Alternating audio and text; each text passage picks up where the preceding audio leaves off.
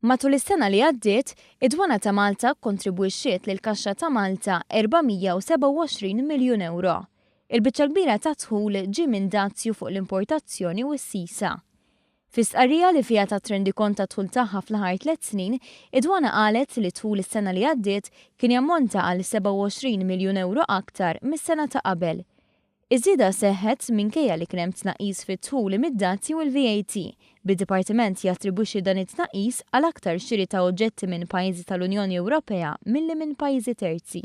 Id-dħul minn dazzi fuq l-importazzjoni kien jammonta għal aktar minn 15 miljun euro, waqt li dħul minn VAT li tiġbor id-Dwana niżel b'miljun għal kważi 118 miljun euro.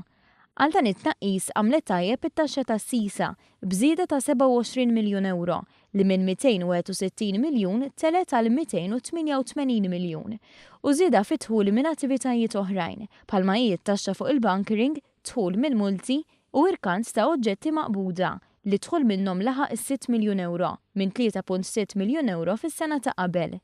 Fi stqarrija tħabbar dawn ir-riżultati, id-Dwana qalet li d-Dipartiment se jkompli jkun wieħed mill-għejjun ewlenin fit-dħul tal-Gvern u tal-Unjoni Ewropea. Qalet li l-investiment fir-riżors uman u t-tagħmir modern li jiġġieled il-kontrabandu għandu jwassal biex ikompli jkabbar id-dħul fis-snin li ġejjin.